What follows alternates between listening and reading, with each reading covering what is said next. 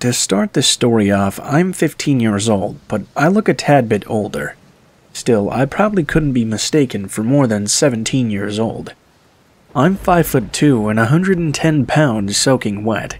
Anyway, the other day I was walking around Walmart, looking for some new room decor and buying some hair dye. I went to the hair dye aisle by myself and ran into an older man. He told me he was looking for some for his granddaughter, but couldn't find the exact color she wanted because he didn't have his reading glasses on. He told me the color he wanted, and I quickly helped him find it. I also asked a few other questions like how long his granddaughter's hair was, how dark it was, just to make sure he got the right amount of dye, and to tell him if he needed to bleach or not, since the dye was a bright Barbie pink. After making sure he had everything he would need, he thanked me and walked over to the next aisle. I got my dye and walked off to go look at some more room decor. When I was in the aisle with the bedding sets, I noticed the man was there as well. I just assumed that maybe his granddaughter's birthday was coming up and he was getting some nice stuff for her, since this was the girls' bedding aisle. I grabbed the set I wanted and went to go take a look at some fake plants. When I got to the aisle, I noticed the man was there too. I turned to smile at him when I realized that he no longer had the hair dye with him, or any bedding. That's about when I started to panic. My phone had died at some point, because it was dead when I got it out to pocket call my brother.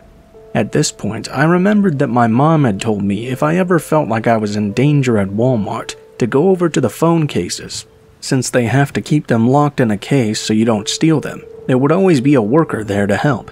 When I got to the phone cases, I asked for assistance getting a case from the locked box. When the worker came over to help me, I quickly explained my situation and pointed the man out to him. Me and the worker both realized at this point that the man was sitting down and seemed to be recording or taking pictures of me. The man told me to give him a second before handing me a random case from the box and going into the back room. The other worker pretended like he was having trouble ringing me up. Then I noticed the worker that had gotten me the case come out of the back room in his everyday clothes before circling around the aisles and coming up to me. He very loudly asked me where I'd been. I told him I was just getting a new case, but there seemed to be a problem getting it rung up. He pretended to argue with me before grabbing the case, handing it to the cashier, and telling him we wouldn't be buying it and we were leaving now. The worker walked me all the way back to the self-checkout and waited with me until my brother got there with his stuff. I don't know what the man's intentions were exactly, but I know they weren't any good. I'm very thankful to the Walmart workers who helped me out of what could have been a very dangerous situation.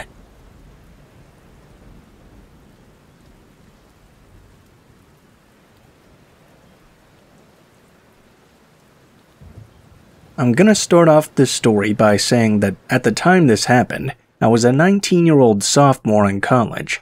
I was living on campus in their apartment-style dorms, and my college wasn't exactly in the nicest part of the city. I'd usually drive a little bit farther to go grocery shopping, so I could be in a bit more of a safer area. The night this happened, I was going to cook dinner, and realized I didn't have some of the spices I needed. Normally, I would have just said, forget it, and made something else. The meat had already been thawed for a day or so though, so I did need to cook it. I debated just going to the Walmart that was about 2 minutes away from my campus, but it was getting late, and I didn't want to go there by myself in the dark. That Walmart is right next to a major highway, and being a girl by herself, I felt quite uncomfortable risking it. Instead, I went to the Walmart that was about 20 minutes away, a few towns over. I got to that other Walmart and bought my spices, along with a few other things, and checked out no problem. By the time I was done though, it was now completely dark out. I was back at the driver's side of my car, putting my few bags into the passenger seat, when I noticed a woman. She was an African American, maybe in her 50s, and she was looking at the back of my car. At the time, I drove a really old car, and if you knew your cars, you would be surprised that it was still running even.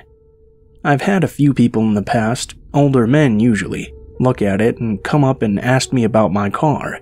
I figured that this is what the lady was doing, and I kind of ignored it until out of the corner of my eye, I saw her come around my car and stop about 2 feet behind where I was standing. I was parked next to a parking lot median, so it's not like she was getting in a car next to me or something. Excuse me, she said. I turned around and said, yes, kind of prepared to answer what year or model is your car. My church is giving out leftover boxes of food from our food drive to people in need. Could I perhaps give you one? We have them in our car over there. This immediately set off an alarm in my head. I mean, she had just seen me putting my groceries in my car. Why would I need something else after I just went shopping? Also, churches and food pantries around my college were usually cleaned out after they had their shopping days for people who relied heavily on things like food drives. I'd never heard of there being anything that was just left over. I had watched enough Criminal Minds and read enough Facebook posts to know that something shady was going on here. I stuttered over my words a bit at first, trying to figure out what to say. Finally, I managed to get out a, "Oh, no thank you, I'm good." I'd like to see it go to someone who could actually use it. I felt like that was an okay response if she was really handing out boxes. "Are you sure? They're just right over here in my car," she said, taking a step and making the gap between us just that much smaller. I was panicking. As she stepped closer, I tried nonchalantly to put my hand in my bag and look for the small pocket knife my dad had given me. My mind was racing as I tried to find that knife, but also tried to keep my face calm and not suspicious. I repeated to her that I was good, and the box of food should go to someone who could really use it. She finally seemed to let up though, saying, "Okay, well, have a good night. God bless you," and all that sort of stuff. I told her to have a good night as well. Then, as soon as her back was turned, I got in my car and locked all the doors. As I pulled out of the parking lot, I noticed the car she was walking to had 3 large men standing at the trunk of it. They were barely illuminated by the parking lot lights, but I could see it was an early 2000s white Nissan. As I tried to go down the parking lot aisle as fast as I could, I saw the men looking at my car just like the woman had. I then noticed where their eyes were shifted to. They weren't just staring at my car, they were staring at my license plate. Just as I got to the end of the aisle waiting to turn, I saw 2 of the men get in the front seats, and the other man and the woman get in the back. Their car started, and they started to pull out too. I was having a full-blown panic attack now.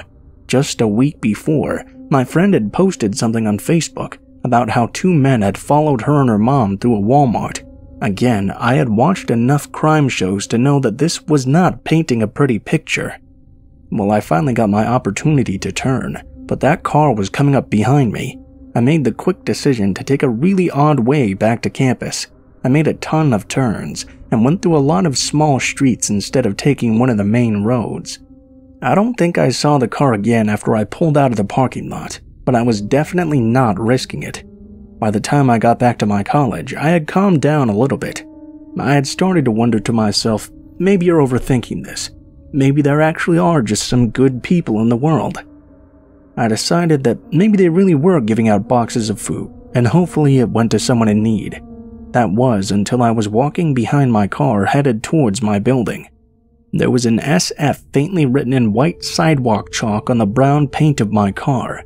I was shocked and terrified, knowing I definitely did not put that there.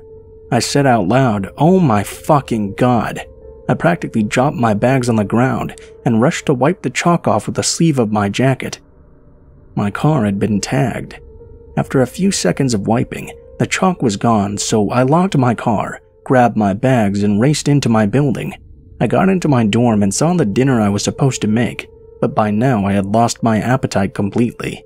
I put away everything and went into my bedroom, still reeling over what had happened in the last 45 minutes. I sent the whole story as a Snapchat video to some of my friends, who were just as shocked as I was. My one friend Sarah said she thought the SF might have stood for single female. It made sense, which made the whole experience that much scarier. I called my mom afterward and told her everything that happened. By the end of the call, she was sending me an Amazon package with pepper spray in it. I didn't go out after dark or by myself for about 2 weeks after that happened. I'd have a friend from campus or work go with me, or I just wouldn't go at all. The whole situation was terrifying, but I think the strangest part about it all was that that was supposed to have been the safer area. I drove all the way to that Walmart because I had a bad feeling about the one that was closest to me. I started going to the Walmart that was closer to me after that, and I'd never had a negative experience at the closer one since I started going. It's still hard to believe that all that stuff I'd seen on TV and the internet could have almost happened to me too.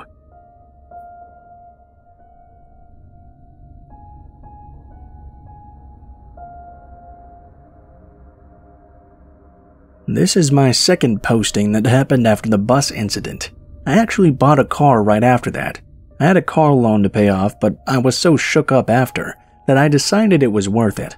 Unfortunately, I'm an idiot and decided one night in the middle of the night that I needed to grab something from Walmart. I don't remember what time it was, and honestly at this point I can't even remember what I went to go get, but I do remember that I was getting out of my car when I saw a rusted car pull up to the front of the building. The larger person in the driver's seat kinda shoved some skinny, disheveled-looking late teen to early 20-year-old out of the car. They were aggressively ordering him to do something, and then drove off in a hurry. I saw the teenager look at me as I closed my door and hurried into the store. I had a kind of do not involve me mentality. I didn't know what they were doing, I just knew I didn't want to be involved. This only lasted a few minutes though. I had immediately gone into the women's clothing section because I wanted to be further away from the entrance when he came in. But gosh dang if that obvious drug addict didn't immediately run up to me. I can be naive, but I'm not completely sheltered. As soon as he opened his mouth, I knew he was going to ask me for money, and money is a pet peeve of mine. I work hard. I made very little money and had to work extremely hard for it. I was lifting boxes of product, assembling furniture, having to take buses with crazy people. Before I had a car, if I missed that bus, I would have to walk miles just to get home. I realized at this point the person who dropped him off had probably ordered him to get money some way or another, and I was really annoyed. I could see him preparing himself to try and look pitiful, and opening his eyes wide to look innocent. I guess he didn't understand how insincere he looked right off the bat. He came over to me. "Ma'am, can I ask you?" "No." I immediately cut him off. I didn't want to hear whatever lie he was about to tell me. He tried a few more times, then got really angry and stalked off, pissed at me. He found the lady working in the changing rooms. I could hear him talking to her in the same insincere tone, complaining about me to gain some sympathy. She cut him off though, and I heard her call out on the radio very loudly, "Security, come and get this crackhead out of here." I heard him pleading with her, and her yelling at him for a minute. Security came to escort him out. It was funny in the moment, and I thought it was over after that. I went about my business and checked out. I was about to step out when I suddenly had a thought. Well, you know, that guy is really mad at me. He knows where I parked, and his ride drove off leaving him there. So that guy was still out there. There were only 4 cars in the parking lot, mine with 2 cars next to it, and one a row after mine. I thought I was overreacting, but I felt like it was a bad idea to go out alone. I stood there for a few minutes contemplating getting security to walk me out when I heard someone getting checked out. I looked over to see it was a very well-built, tall man who seemed nice, so I waited and asked if he could walk me to my car. He was from the car the row after mine. He didn't mind at all, so I walked with him to my car, locked the door, and he walked to his. I really thought I had overreacted. I thought I was being paranoid, until I pulled out and drove past those 2 cars next to me to leave, and saw that young guy uncrouch from between the 2 cars next to mine, and run off. I stopped going out alone at night after that, and started keeping my pepper spray in my hands in parking lots if I did.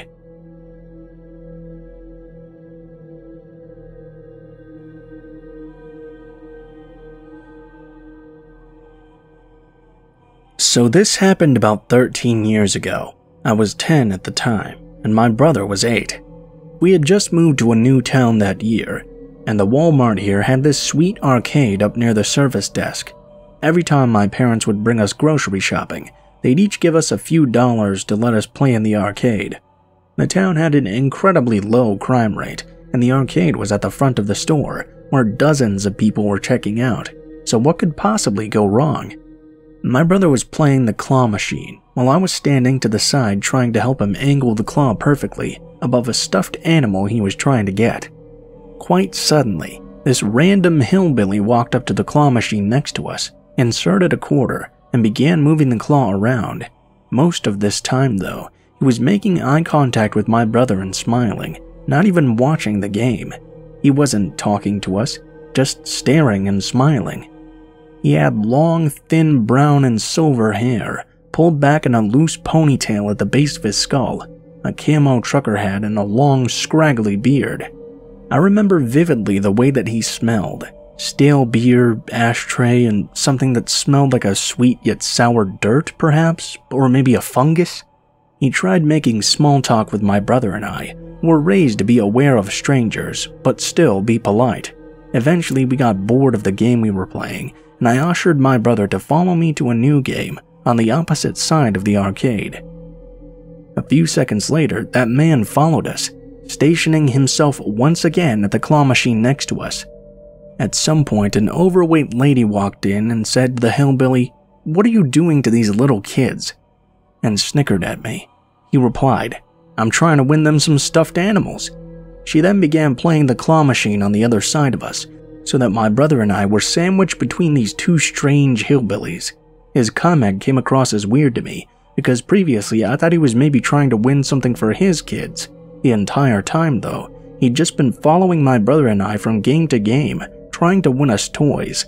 This had been going on for maybe 20 minutes at this point. They'd followed us to several different machines and spent a lot of money. The games were all 25 cents per play. Each time my brother and I switched machines, they'd follow us over. The hillbilly leans over and says to the lady, "I'm out of money, you got any?" She says, "Nah, I'm broke too." My brother says he has $1 still. Now this is the part that really scared me.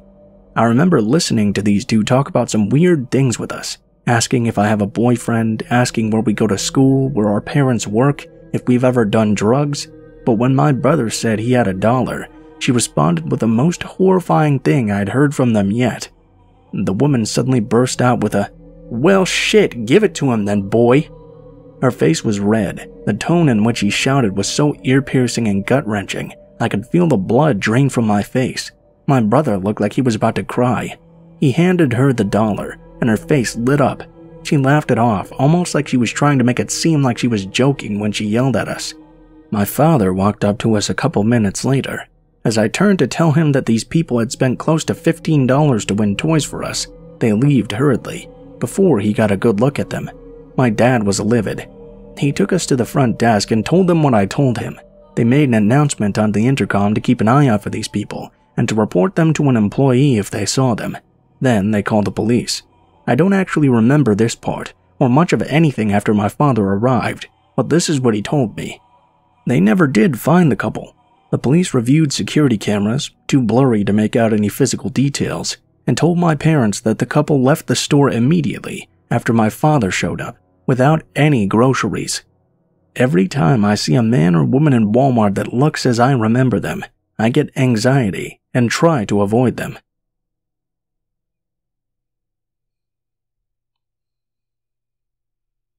What is up, guys? Blue Spooky here as always. Thank you guys so much for watching, especially if you made it this far to the end of the video. If you guys enjoyed the content in this video, please be sure to like, share, comment, and subscribe if you feel so inclined. If you have any thoughts about the stories in the video or any things you think I can do to improve the videos themselves, please be sure to leave those in the comments below, as I always read through all the comments and really enjoy it. If you guys have any stories you'd like to submit yourselves, or any stories you'd like to suggest, please take a look in the description below the video. You can find links to my Gmail, Facebook, and Twitter accounts. Send me a message on any of those, and I'll try to read it as soon as possible.